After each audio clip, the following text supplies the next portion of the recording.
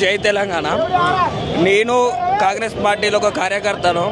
నేను మండల్ స్థాయి నుంచి వెళ్ళి, మన కాలేజ్ స్థాయి నుంచి వెళ్ళి, యూనివర్సిటీ స్థాయి నుంచి వెళ్ళి ఒక మండల్ ప్రెసిడెంట్గా, ఒక కాన్స్టిట్యున్సీ ప్రెసిడెంట్గా ఎదిగిన.